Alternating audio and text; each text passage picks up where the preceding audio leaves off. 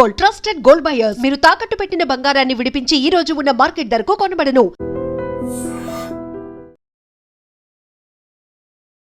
Welcome to I dream. ఈ రోజు మనతో పాటు అడ్వకేట్, రిలేషన్షిప్ కౌన్సిలర్ ఉషశ్రీ గారు ఉన్నారు. మాట్లాడదాం. నమస్తే ma'am, welcome to our show. నమస్తే అను. నమస్తే అండి. అయితే నేను ఈరోజు ఫస్ట్ మీతో మాట్లాడబోయే టాపిక్ ఏంటి అంటే, చాలామంది రిలేషన్షిప్లో లివ్ ఇన్ ఉంటున్నారు అండ్ లవ్ చేసుకుంటున్నారు, ఎక్స్ప్రెస్ చేసుకుంటున్నారు, ఒకరి మీద ఒకరికి చాలా ప్రేమ ఉంటుంది. బట్ అది కొన్ని మంత్స్కి, ఒక్కొక్కసారి 1 మంత్కైనా సరే అది బ్రేక్ అయిపోతుంది రిలేషన్షిప్ నుంచి. వాళ్ళకి మీరు కౌన్సిలింగ్ ఇవ్వాలంటే ఎలా ఇస్తారు? చాలా మంది లవ్లో పడడం అనేది సహజం అండ్ సహజీవనం అనేది సర్వసాధారణం అయిపోయింది. ఒకప్పుడు ఇది పెళ్ళికి దోవలు, బాటలు, దారులు తీసేలాగా ఉండేది. And end of the relationship is always marriage అనే ఒక అపోహలో తల్లిదండ్రులను ఉంచుతూ వాళ్ళు బతుకుతూ పెళ్ళిళ్ళు చేసుకునేవాళ్ళు.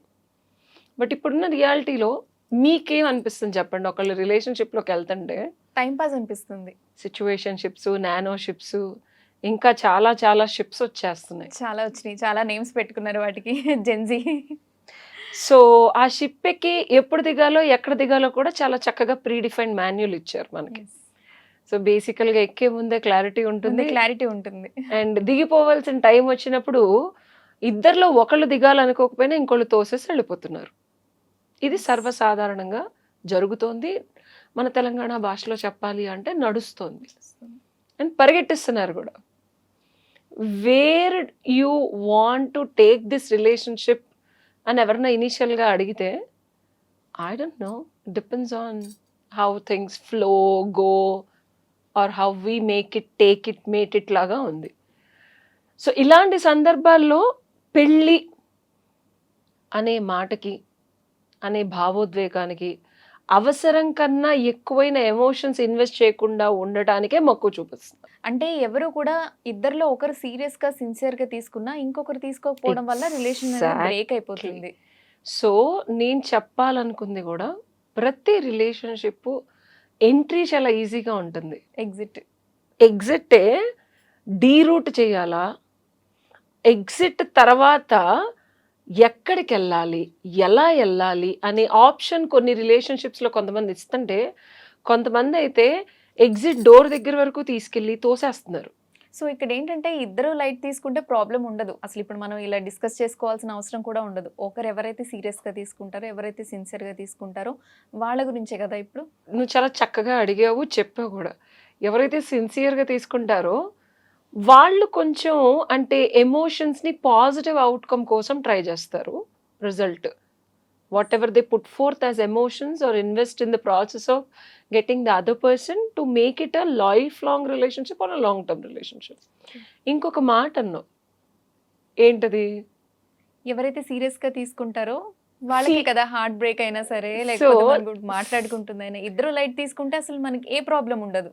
సిన్సియర్గా లవ్ చేసే వాళ్ళు ఒకలాగా చేస్తే, సీరియస్గా తీసుకొని అసర్టివ్నెస్ అనే దాన్ని పక్కన పెట్టి ఎమోషన్ హైజాక్ అయ్యి ఇంటెలిజెన్సు, ఇంటలెక్చువాలిటీ అనేది కంప్లీట్గా షట్ డౌన్ అయిపోయి విపరీతమైన భావోద్వేగానికి లోనయ్యి వాళ్ళు లోపడి పక్కన వాళ్ళ లోపాలని ఎంచి పెంచి లెక్కించి రివెంజ్ రూపంలో ఒక మంచి శాస్త్రోక్తమైన బాటేస్తారు.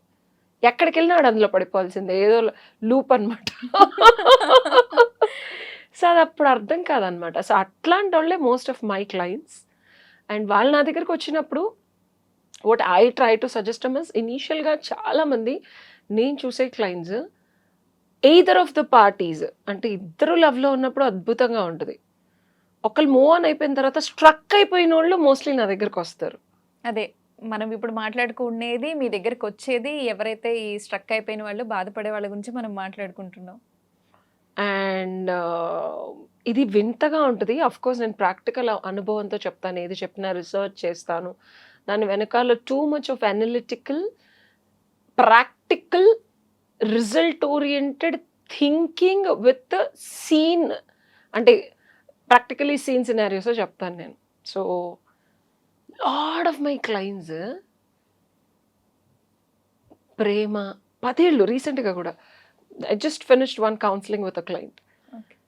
ప్రేమ, ఇష్టము, అలవాటు, హ్యాబిట్, అర్థం చేసుకునే తత్వము, ఎదుటోళ్ళలో ఏదైతే వాళ్ళు చూస్తారో ఒక 1 ఇయర్ దగ్గర నుంచి 1 మంత్ దగ్గర నుంచి 10 ఇయర్స్ వరకు అది మిస్ అవుతారు చూసావా, అది భరించలేరు. ఒక మనిషికి అలవాటు పడడాన్ని. అండ్ ఎంత అంటే నాకు I listen from nothing because I have the distinctions of access to power, power to create through communication distinctions, landmark education distinctions ఉన్నాయి కాబట్టి I don't get attacked or I don't get sucked into that emotion. But ఒక్కొక్కసారి బయటకు వచ్చిన తర్వాత నాకే అనిపిస్తుంది ఏంటిది అని, ఎందుకంటే they just want to take revenge. So మీ దగ్గరికి వచ్చే క్లయింట్స్ బాధ నుంచి అది రివెంజ్ కి మారిపోతుంది I am అంటున్నారు. seeing that phase. Okay. And then వేరే అడ్వకేట్స్కి నాకు అండ్ వాళ్ళు కూడా they do lot of good shopping of advocates, they don't come to me directly. So వాళ్ళు నాకు చెప్పేది I feel so good about it. as my practice of law is law of karma and dharma first and then న్యాయము చట్టము. I don't listen to, నేను నా clients, they were lot of clients నాకు డబ్బులు ఇచ్చి రిటర్న్ ఇచ్చిన వాళ్ళు ఉన్నారు, లేకపోతే నాకన్నా వేరే వాళ్ళు తక్కువ చేస్తుంటే ప్లీజ్ అక్కడికి వెళ్ళండి నేను చెప్పిన వాళ్ళు ఉన్నారు ప్రేరేపించి, నేను చేయలేనమ్మా మీ కేసు వేరే వాళ్ళ దగ్గరికి వెళ్ళండి అని చెప్పి కూడా నేను వాళ్ళకి నా ఫ్రెండ్స్ నెంబర్స్ ఇచ్చి, ఎందుకంటే I know that particular advocacy practice of that person, వాళ్ళైతే ఇట్లాంటివి చేస్తారు అని. నేను గొప్ప, నేను పాజిటివ్ అని చెప్పను, వాళ్ళు తక్కువ వాళ్ళు నెగిటివ్ అని కూడా చెప్పను, నేను కూడా తప్పు అయి ఉండొచ్చు, నా ఫిలాసఫీలో నేను కూడా డిఫరెంట్ నీచం కూడా అయి ఉండొచ్చు. బట్ నా ప్రాక్టీస్ ఆఫ్ లా ఎలా ఉంటుందంటే నేను చేసిన పని ఇప్పుడు కానీ ఫ్యూచర్లో కానీ నాకు కానీ పక్కన వాళ్ళకి కానీ ఇబ్బంది ఉండకూడదు. Okay. And I don't believe in అడ్డంగా సంపాదించేస్తే నేను స్పెండ్ చేయాల్సింది ఎలా, ఒక మంచి happy body with a family and good friends. ఈ డబ్బుల వల్ల మనకి అవన్నీ క్షీణించుకుపోతాయి. So my practice of law ఇలా వచ్చి రాంగ్ కేసులు ఏంటంటే నేను అసలు అదే I నేను అడుగుదాం అనుకున్నా, as advocate cannot గా do that. అండ్ వాళ్ళని నేను వేరే వాళ్ళకి రిఫర్ చేస్తా. నేనైతే అమ్మ 2 లక్షలు ఛార్జ్ చేస్తా, 50,000 ఛార్జ్ చేస్తాను, ఎందుకంటే మనల్ని నేను ఎక్కడ తగ్గించుకోను. ఎందుకు, because I will never say I don't do it. What I try to tell the so clients, ఎలాంటి కేసెస్ మీరు అలా చేయాలని what I try to tell the clients నా ప్రైస్ చాలా చాలా ఎక్కువ చెప్తాను, which they will already deny and they will go to another client. మీరు ఎందుకు హ్యాండిల్ చేయరు అంటే మెయిన్ రీజన్ ఏంటి? ఇదే చెప్తున్నా, లా ఆఫ్ కర్మ అండ్ ధర్మాని ఫాలో అవ్వకుండా నీకేదో నష్టం వాళ్ళు చేశారని నిజంగా చేసినా లేదా చేశారని ఊహించుకున్నా ఎదుటి వాళ్ళని శిక్షించే హక్కు న్యాయానికి చట్టానికి ఉంది. మేము నష్టపోయాము, లేకపోతే వాళ్ళు మమ్మల్ని ఇబ్బంది పెట్టారు, లోభము మోహము క్రోధంగా మారుతుంది. ఓకే, అవన్నీ చిన్నప్పుడు చదువుకున్న వాళ్ళం. ఒక emotion how it transcends and transforms I've known, I've seen, I've been researching and I've been studying on psychological effects of our love. Yes. But ఆ శిక్షలన్నీ ఒకవేళ వాళ్ళు నిజంగానే బాధ పెట్టారు అంటే ఆ శిక్షలన్నీ నిజంగానే ఉంటాయి కదా? శిక్షలు చట్ట ప్రకారం. ఉన్నాయి. నేనేమంటున్నానంటే ఒకటి గుర్తుపెట్టుకో, ఇట్లా నా దగ్గర క్లయింట్స్ వచ్చినప్పుడు ఫస్ట్ ఐ కౌన్సిల్ దెమ్. చాలా పెయిన్తో, చాలా బాధతో, భరించలేని తనంతో ఇలా కదిపితే కళ్ళ మీద నీళ్ళు కారుతాయి తెలుసా. అమ్మాయిలకి కారితే అబ్బాయిలకు కూడా అట్లాంటి వాళ్ళని చూశాను నేను. మోసం చేసి వెళ్ళిపోయింది మేడం అని చెప్పి వాళ్ళ ఎమోషనల్ స్టేట్. ఒక క్లయింట్ పోలీస్ దగ్గరికి వెళ్తే కూడా అమ్మ నువ్వు ముందు సైకాలజిస్ట్ దగ్గరికి వెళ్ళిరా అమ్మ అంటే they can sense that they not okay, they are going through lot of emotional trauma.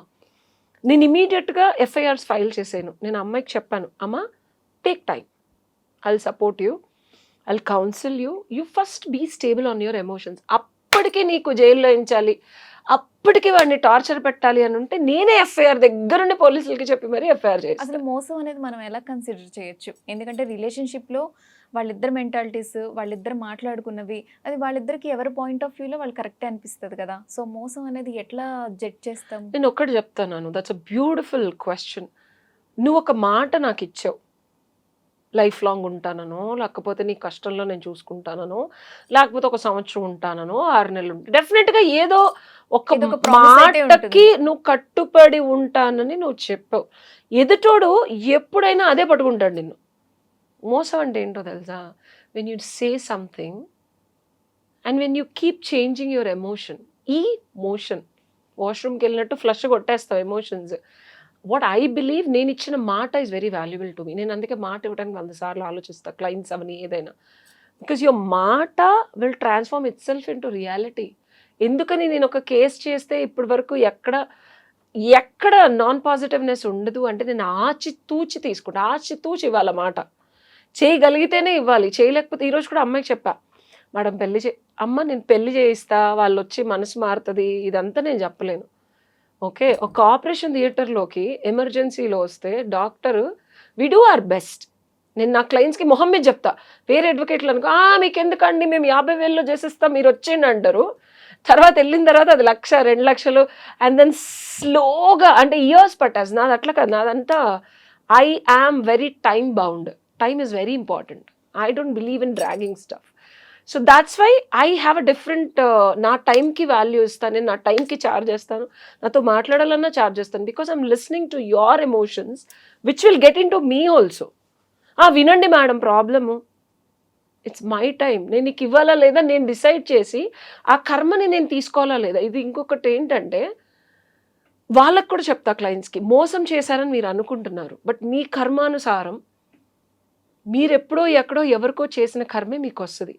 అది క్లిన్స్ అవుతుందా లేదా అతను మీకు కొత్త కర్మ చేసి మీరు అతనికి శిక్ష చేసే అర్హత ఉందా, ఇట్లా చాలా ఎలిమెంట్స్ ఉంటాయి. నేను ఇవన్నీ చెక్ చేసే కేసు తీసుకుంటా. ఓకే, మ్యారేజ్ చేసుకునే వాళ్ళకి ఈ చట్టాలు ధర్మాలు ఇవన్నీ వర్తిస్తాయి. సో ఇప్పుడు మనం చూసుకుంటుంటే ఇప్పుడు ప్రెసెంట్ జనరేషన్లో ఇలా లివింగ్లు లేదంటే రిలేషన్షిప్లో ఉన్న వాళ్ళకి వీళ్ళ మధ్య డిస్టర్బెన్సెస్ లేదా వీళ్ళ మధ్య మోసాలు వీళ్ళ మధ్య జరిగితే ఈ చట్టాలు అనేవి 100% లివింగ్ టుగెదర్ లాస్ ఉన్నాయమ్మా మనకి. And the legitimacy of a baby is also been declared by the high court and supreme courts. ఎవరన్నా కనుక బిడ్డలు కనుక లివింగ్ టుగెదర్ రిలేషన్షిప్లోంచి పుడితే వాళ్ళకు కూడా ఆస్తి హక్కులు ఉన్నాయి. అండ్ డొమెస్టిక్ వైలెన్స్ లాస్ ఉన్నాయి లివింగ్ టుగెదర్లో. There are loss.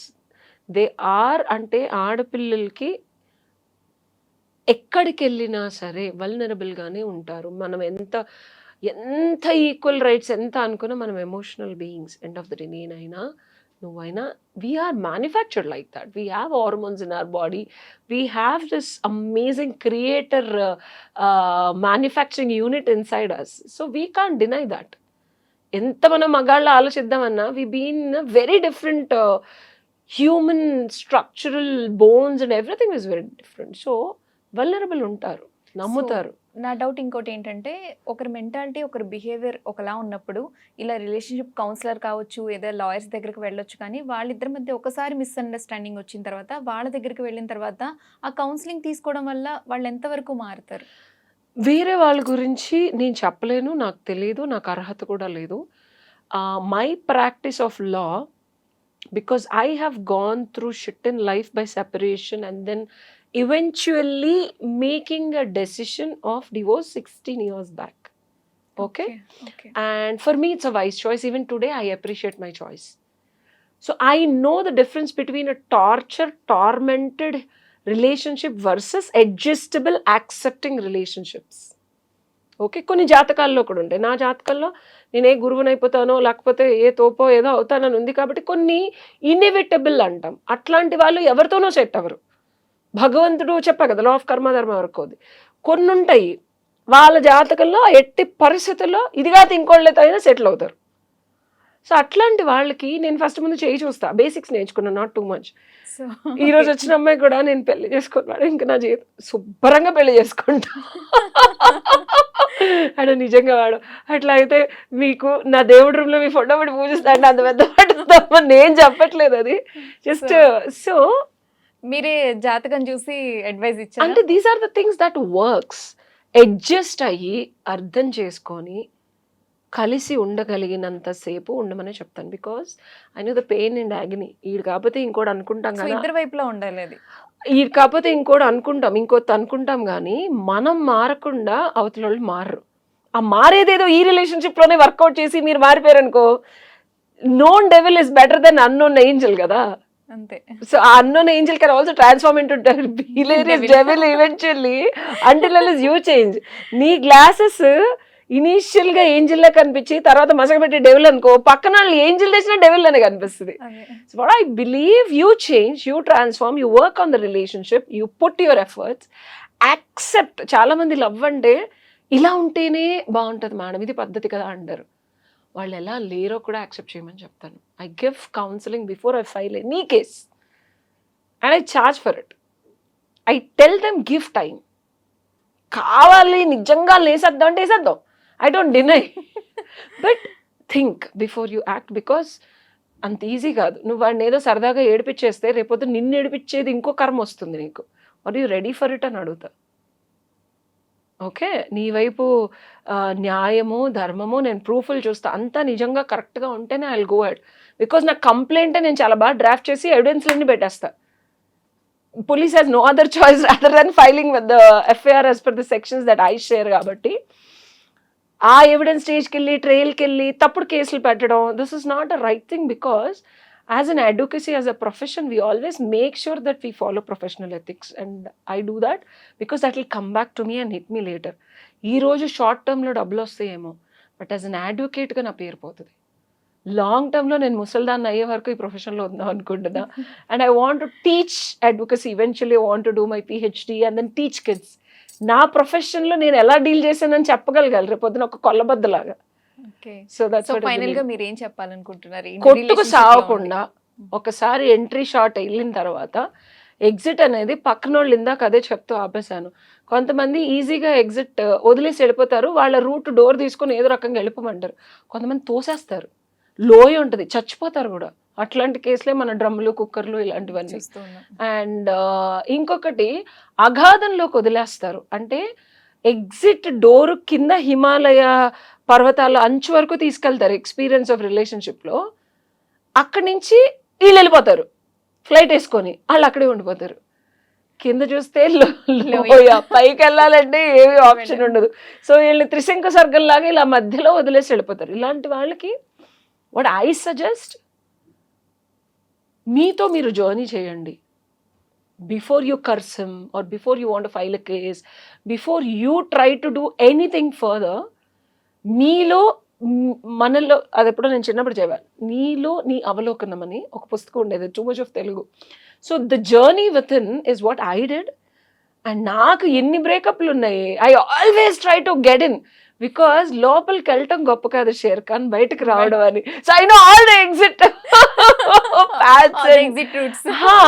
I experimented with this relationships Anu. Because ఒక 10 మందికి చెప్పాలంటే పుస్తకాలు చదివి చెప్పడం ఎవడైనా చెప్తాడు, ఎక్స్పీరియన్స్ అనుభవపూర్వకంగా. అసలు ఎన్ని రకాలుగా లోపలికి వెళ్ళొచ్చు, ఎన్ని రకాలుగా బయటకు రావచ్చు. I am the best example. Because these are all బయటకు రావడం బాగుందా, ఉండడం బాగుందా, గిన్ని పిక్స్ లాగా వాడేసాను నేను గట్టిగా.